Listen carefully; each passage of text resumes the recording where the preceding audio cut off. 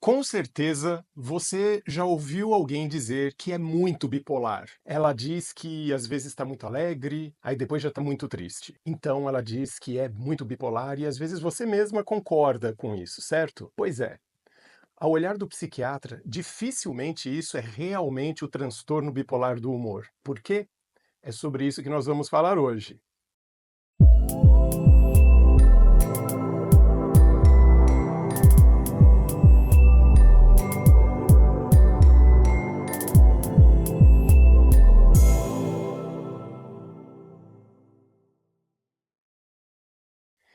Então, existe um transtorno mental muito famoso, mas pouco compreendido pela população em geral, que é o chamado transtorno bipolar do humor ou transtorno afetivo bipolar. Dois nomes para a mesma condição. O que acontece no transtorno bipolar clássico é que uma mesma pessoa passa por fases de comportamento emocional muito diferentes. Ela passa por fases que podem durar semanas ou até meses, em que ela pode ficar muito eufórica, com o humor expandido, como a gente diz em psiquiatria, muito elétrica, muito alegre, com uma sensação de energia aumentada, com as vergonhas diminuídas, menos tímida. Essa pessoa fica com o pensamento acelerado, ela mesma percebe isso. E a gente percebe olhando de fora, porque ela fica muito falante. Ela fica muito falante. Ela fala muito e fala até rápido também. E ela não tem parada. Ela não consegue se assossegar em uma tarefa só. Ela sente que tem tanta energia que ela é capaz de fazer várias coisas. Só que esse estado que ela sente como sendo agradável, sim, é muito gostoso estar nesse estado eufórico. A pessoa se sente bem, porém os resultados são péssimos. Por quê? Ela está tão excitada que dificilmente ela dá conta corretamente das coisas que ela tem que fazer. Ela faz tudo e não faz nada direito ao mesmo tempo. A aceleração do pensamento dela torna ela tão falante que ela se torna uma pessoa difícil de conviver. Você não consegue muitas vezes ter um diálogo com ela, porque só ela fala. E ela fala muito, até emendando um assunto no outro, que é o que a gente chama em psiquiatria de arborização do pensamento. Por quê? Tal qual os galhos de uma árvore que começam num galho principal e se ramificam para outro, e esse galho se ramifica para outro e para outro, assim são as ideias dessa pessoa. Ela começa falando de um assunto e esse assunto puxa outro, que puxa outro, que puxa outro. E tudo isso numa velocidade muito grande. É difícil acompanhar o pensamento de uma pessoa tão eufórica. Essa fase de euforia, para a psiquiatria, se chama fase de mania. É uma fase do transtorno bipolar, que, como eu disse, dura semanas ou até meses. Porém, um dia, uma pessoa que está em mania pode começar a ir melhorando, sozinha, mesmo sem tratamento nenhum. Ela melhora e pode voltar para um patamar de estado emocional normal, de comportamento normal, que é o que a gente chama de fase de humor eutímico. É um humor normal, sem grandes excessos de euforia e nada também puxado para tristeza ou depressão. E a pessoa fica muito bem por algum tempo. É um tempo misterioso, talvez meses, talvez até anos. Mas em algum ponto, essa pessoa sai do equilíbrio dela e acaba entrando numa nova fase de polarização do humor, que pode ser de novo para mania ou, ou pode ser para uma fase de depressão. Pode durar de semanas a meses. Tipicamente, as fases de depressão do transtorno bipolar são mais duradouras do que as fases de mania. E a fase de depressão permanece por muito tempo. Veja que eu não estou dizendo que uma pessoa bipolar fica mudando toda hora de humor. Em regra, não é assim. Na regra, a pessoa, quando entra em depressão, ela passa o dia em depressão, ela dorme deprimida e acorda com depressão. Ela fica com depressão por meses. E mesmo se não for tratada, um belo dia ela começa a ir melhorando da depressão. Até que a depressão passa e ela volta a ficar equilibrada de novo. É por isso que o transtorno se chama bipolar do humor, porque é como se houvesse dois polos principais da variação de humor que a pessoa apresenta. Por meses ela fica deprimida e por outras vezes ela fica eufórica. E também, claro, no meio entre a depressão e a euforia, existem fases de humor normal. Só que a pessoa não se sente mal quando está em mania, como eu falei antes. A fase de mania tem muita energia, tem muito bem-estar, a libido aumenta. A pessoa se sente capaz de tudo. E ela se sente tão capaz que às vezes até o pensamento dela fica afetado por esse estado de tanta euforia. E ela distorce a realidade das coisas.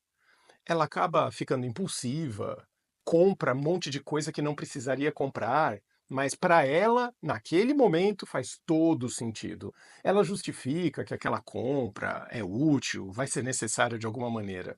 Mas não é só o descontrole de compras que acontece na pessoa que tem transtorno bipolar em fase de mania. Não, essa pessoa fica altamente desinibida mesmo, aborda pessoas de um jeito muito inadequado, ela perde as vergonhas, né, os freios sociais, e ela fica falante, cheia de energia. Uma característica da fase de mania também é a diminuição da necessidade de sono. Não é a mesma coisa que insônia, porque na insônia a pessoa precisa dormir e não consegue. Ela sente sono, ela sente cansaço. Isso seria insônia. Mas na redução da necessidade de sono, a pessoa dorme menos, 3, 4 horas por noite, por exemplo, e acorda renovada, com a pilha nova, pronta para fazer qualquer coisa. É aquela pessoa que às 4 horas da manhã está dando banho no cachorro e você questiona, mas o que você está fazendo a essa hora? E ela justifica, não, eu só estou aproveitando meu tempo aqui porque não sei o quê, e começa a falar e não para mais. Né? Isso é muito sugestivo de um estado de mania. Eu estou pegando alguns comportamentos só de exemplo, mas os comportamentos são enormes. As fases de mania podem comprometer, vamos dizer, entre aspas, apenas o humor da pessoa, deixando ela assim inflada, com a noção de si mesma aumentada, como se ela fosse muito capaz e poderosa. Portanto, é muito gostoso se sentir assim, mas é muito disfuncional, como eu já falei. E as fases de mania podem chegar num grau tão intenso que essa pessoa pode desenvolver o que a gente chama de mania psicótica. Ou seja, aí o estado eufórico ficou tão maximizado que essa pessoa começa a distorcer o que é real e o que não é. Ela começa a ter deliroides, ou delírio, se a gente não quiser ser tão rigoroso assim, que são distorções da realidade, crenças que ela vai desenvolver acreditando piamente naquilo. E como ela está eufórica, esses delírios acompanham a euforia. Então, ela começa a acreditar que ela é muito rica ou muito poderosa, ou que ela tem amizades com figuras famosas, ou que coisas fantásticas estão para acontecer com ela, porque ela já teve contatos e, enfim, histórias que, ao ver de fora, são fantasias, mas que a pessoa começa a viver como reais. E não adianta apenas argumentar. Se você pensa que é uma questão de argumentação, então você está enganado. Os delírios, ou mais corretamente, os deliroides da mania, eles são muito arraigados e a pessoa vive aquela nova realidade de um jeito bem distorcido. Lógico que se ela está acreditando que coisas irreais são reais, os comportamentos dela vão seguir essa mesma linha. E ela vai ter comportamentos de exposição. Ela pode se expor a situações ridículas ou até perigosas por causa dessas distorções. De maneira muito parecida, as fases de depressão podem ter intensidades diferentes. Elas podem ser fases de depressão mais leve, moderada ou mais grave. E até no extremo de depressão, a pessoa pode ter uma depressão grave com sintomas psicóticos. Sintomas psicóticos são delírios e alucinações. E, eventualmente, essa pessoa deprimida tão intensamente, ela pode também ter sintomas delirantes, só que nesse caso os delírios são coerentes com a depressão. Então, os delírios aqui não são mais aqueles de grandiosidade, de poder, como acontece na mania. Não, eles aqui podem ser de ruína, onde tudo vai dar errado, onde a pessoa se sente até mesma adoecida ou apodrecendo por dentro. Sim, literalmente ela começa a acreditar em algo assim, que tem uma parte do corpo dela que não funciona, ou que ela já apodreceu ou morreu por dentro, por mais estranho que isso possa parecer, tá? Esse é um tipo de delírio que pode acompanhar casos de depressão grave. Enfim, mas se o quadro depressivo não é tão intenso, no mínimo, a pessoa tem todo aquele sofrimento, a tristeza, a anedonia, que é a perda de prazer das coisas, hipobulia, que é a situação onde a pessoa não tem mais vontades, nada empolga, ela não anima para nada, para nada. e a emoção principal de tristeza permanente. É claro que a pessoa pode oscilar nesse estado emocional minimamente. Em algum momento do dia ela está um pouquinho mais aliviada, em outro momento está pior. Né? Os estados emocionais de depressão não são lineares o tempo todo. A pessoa pode ter seus dias um pouco melhores ou um pouco piores, não é? E assim a pessoa fica, mesmo sem tratar. Um dia ela sai da fase de depressão. Assim como na fase de mania, mesmo sem tratar, um dia ela sai dessa fase. Porque o transtorno bipolar é cíclico. Ele oscila sozinho, sem precisar de causas externas. Às vezes, causas externas, sim, podem funcionar como gatilhos que desequilibram o emocional dessa pessoa. Então, quando acontece um fato na vida muito intenso, emocionalmente intenso, uma perda, uma grande decepção, enfim, um choque emocional, ou eventualmente até choques positivos, coisas muito boas que acontecem na vida de uma pessoa, podem desequilibrá-la, deflagrando uma fase de mania ou de depressão, independente do que aconteceu. Não necessariamente uma notícia ruim ou um fato muito pesado vai puxar a pessoa para a depressão. Pode, mas às vezes a pessoa vai para a mania, porque o que importa aqui é o descontrole do equilíbrio emocional que é deflagrado pelo empurrão daquilo que aconteceu. Ok?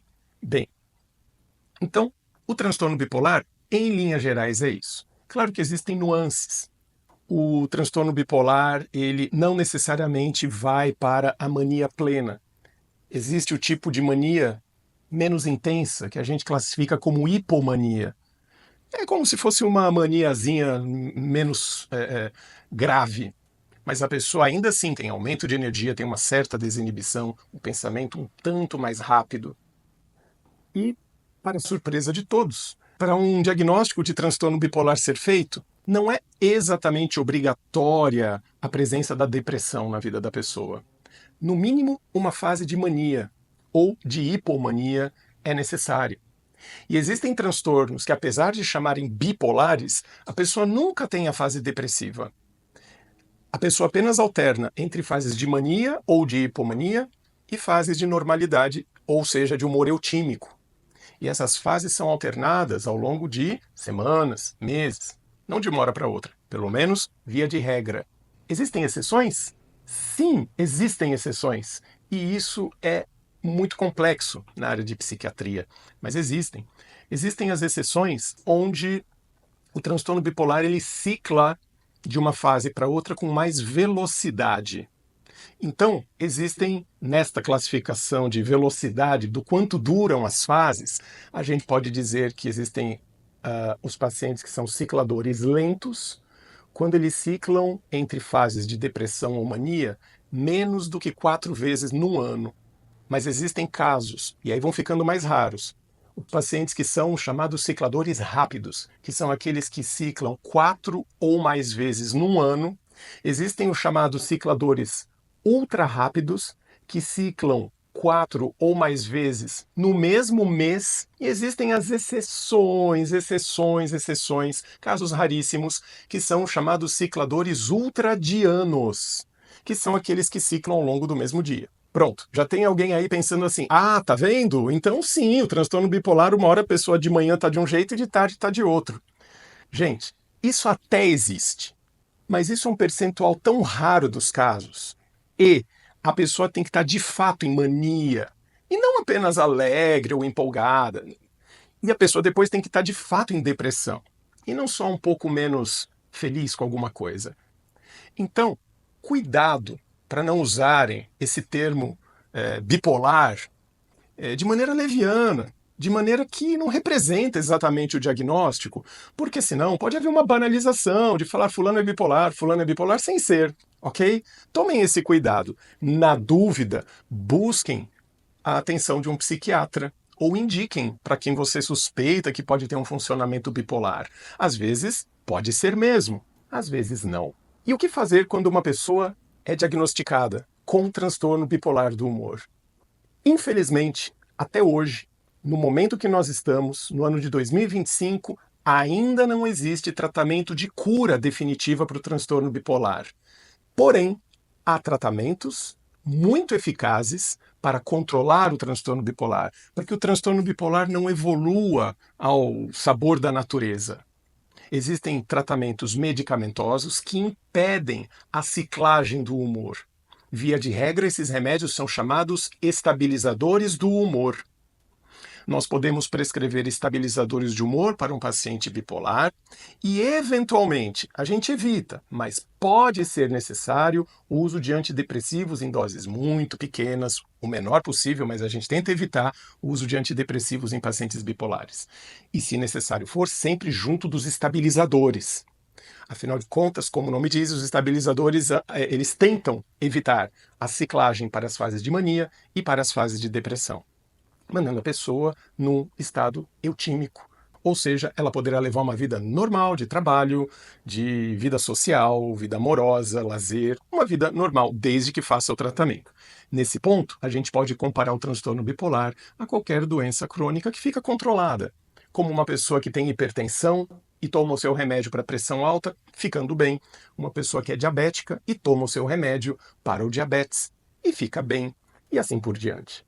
Existem também certas técnicas comportamentais que podem minimizar o risco de oscilações do humor, e existe também estudo apontando que a prática de atividades físicas regulares favorece a estabilidade do humor.